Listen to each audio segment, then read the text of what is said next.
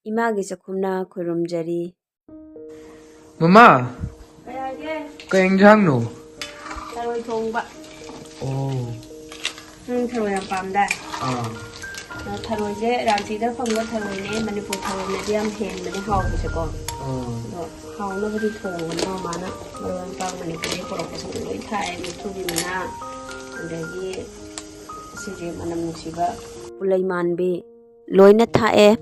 ado Eigi Niyomda friendsingjo Amuktng try tora yengbiyu maru oina nauna lohong lagliba koige Tharoi Thongbada hauraroidra na pakhalaga thonggadoriba singko aduga thongbada sungau hawo yadaba sing marup singna Eigi Niyomse follow toraga Thongbiyu Yam Haobne ado aina hojik tharoi je ko maning mang kakthachare aduga phajana sengna chamthoga ne ahing ama tinga thamamdoine ko cheng khara hapa thamamme cheng hapaga tingmam tingbasina ne koigi macha manungda yawbda loina othomganeba aduga mu nongalaga sengna chamtho thamjare ko aduga aina mu hoji enjang mayan semjare koi chanamje aina kharam khokto thamjare ko numit marini mangani chanaba do pulai manbi laijare ukabi akangba ma degi ngatun ngari do khara tilau sana morok loi laire ko aduga aigi ngasi mathenje singju ama yawgani ko koigi piruk ne kubi ne adegi mayan khara ko toning khoka thaga in Manipur dagi pujarakpa enjang mathen khara ne ana open khara pujarakpa ne do mukthubi manaje thakaduri bani ko mukthubi mana thakpa se am hawali Tharoi Thongbada duga mukthubi mana chaba se am kanai ko hojikti cancer laina gi hidak sembada mukthubi mana dagi hidak sunge haina ju Manipur da kanna hoji hainari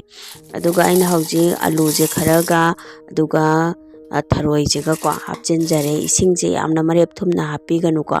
koigi habliba potugi tangkhai muktangi changde isingje hapiu jira asuba khara thum khara masi hapjare aduga aina phutlani ko aduga somdana mu aina ngasidi garam masala do aidi semaga jajai ko isana madu loi thokre adu muksemi masida semi ba mayanjena phadigom maru long LIC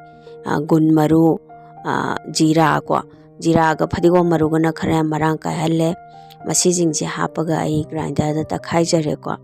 ado adomsu hairiba machan jingje toraga garam masala je yumda dum sembiyu ko adomna apamba akhoi masala atai ko leiraga di dum happy ba yai ahen ba ko aidi aina asi apamba khara jai hapjare ko masi leijare ado amu aina haji tharoi je kame ko tharoi je koigi anirak yamabada ahumlak kamaga dum yabani ko masi je ngha inghan biro ko magi machum je lokthok biro mahi je fajana mahi je tahan biro ko mahut hutba ama part amadane aina hapjari base ko aduga masi amu kompa amada haidok jare aduga alu amun baje lokthok jare ko koigi alu ji ga pulai manbi jiga lokthoe ko pulai manbi ji aina phutpada hap khrabane ba pulai manbi ji phutpada hapasina ne tharoi da magi manam do chupsalhalli aduga pulai manbi do yam kanba do poptho hale ba ko aduga tharoi da mahau yamne helalli adom chu soidana tawbiyo Eigi Niyomsida ko hauji aina tharoi je mahi loina tahangraba matungda thum khara hapchinjare ko aduga khang amada ne aina ngaujari base masi sum olaga dum ngaubiyu ko otragadi maningje kasalakane ba aduga aikhoina otpa matamdana magi hapiba koi thum je ko adum kangjallakane ba ko kangjalla akandana ikoina khangjidane thum je loina napsalaga sumaina ngauna leirakane ba masigi matangji bawa adum ngaubiyu ba tharoi ngauba matamda ko masina tragadi khoi tharoi do manung do chocho lauraga ko koi chaba matamda hauba watpane ba ko aduga aina hojik somdana khangje saraba matung thau haijare ko thau je hangam thau ni thau je fajana sahanbiro ko fajana mulhanbiyo aduga aina jira je 1 teaspoon hapjare ko ado moro akangba khara hapjanbiyo tilau khara masi je hana ngaugi ji ko aikhoina thau ngauba matamda thau fajana mulhanbiyo aduga singa janam ga je hapiyo ko tilau hana hapet ngaubiro aduga singa janam hapkadaba aduna tabida tilau ga singa janam ga hapaga ngau taraga diko koigi singa janam ga je hana kasalakane ba moina khara hale ko munba thu base aduna tilau hana ngaubiyu masida ai hing khara hapjai ko hing je adomna optional oina thambiyu adubu hapaga di phai ko tharoi chaba matamda kana kana gumba chaba tumdaba yaunai ko ado hing je hapaga di chaba tumbada kitang mateng pangni aina hauji garam masala jira powder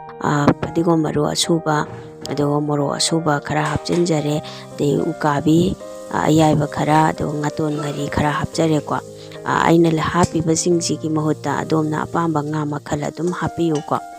khamel asinba kitang hapjai ko aina khamel asinba hapasina na taroi dum sata sanba hele amu hen hawali ko amuktang adom so hapaga try tawraga yengbiu yam haobne ko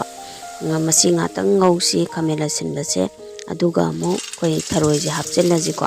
tharoi je koi mahi ga ko punna hapjan ba to tawbiga no ba kanau mamina koi ge alu ga ising haijalaga koigi tharoi ji ka punna thilaga hapjan ba yawi ko aduna tabida aina tawri basi sumaina tharoi ga alu ga se dum mahi haptringai da ko koi yangang hapiro moro asuba khara hapiro morok se dom na saning bai chang ko aina u morok mate khara hapjare masi je hana mix tawraga phajana koigi maroi mapang masala se da ngaubi go ko aduga mahi hapi ga dabane masi niyom se amuktang try tawbiyu yam haobne ko aduga koi tharoi chaba se yam kanai ko tharoi da koi calcium iron yam yawi yam wang na yawi ko aduga koi miron bising na chaba yam na phaba koi chinjak makhal amani ko mase do miron binatra basu dum chaba yai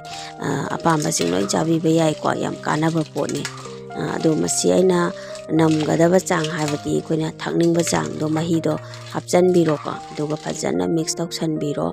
aduga ngahak sawanji ko makum ko magang ngahak sawalasi somdana aina mu piru khara soijare ko aduga u hawai ton khara ne adegi koi kubi khara ga hapjare ko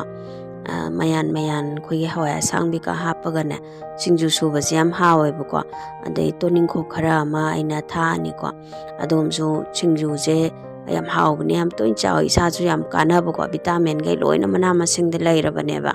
aduna koi manipur gi chana bi singju ji di isana ekoina chaba da yamna isada kana ba pone ko ai ju am pam jai singju je masi laijare mayan je masi sujaduri bani ko adomna tharoi thongba ga koi gi adum morok met padang chaba su dum hawe adubune singju je matanga ne tawraga amuktang chabiyu yam haobne ko masi laijare yengbiro enjang je yam saugale ko hojik se mahi je dum yare tharoi thongbadi mahi kitang nairap tawraga na hawe hele ba ko koi inga kanda su dum kha nangjalaga ne ba aduga namgadaba sang da thum thaksin jare aina phajana mix tawsin jare ko masi laijare ngasi gi enjang se aina ko yam puning changna thongbane adu yam hauramme ba ko aduna adom su aigi niyom je soidana thongbiyu phadigom soidana thakbiyu ko masi laijare yengbiyu wa manam khunungsi ma adagi color yamna phajare masini friend mayam ko aina charaga yengba matamda yamna haurame adagi angang jing aigi nupana su yam haraure ba haurabanina ko toina su chaba phangdabanina adomna aigi niyom se follow tawbiyu subscribe tawbiyu like tawbiyu comment pibirao thank you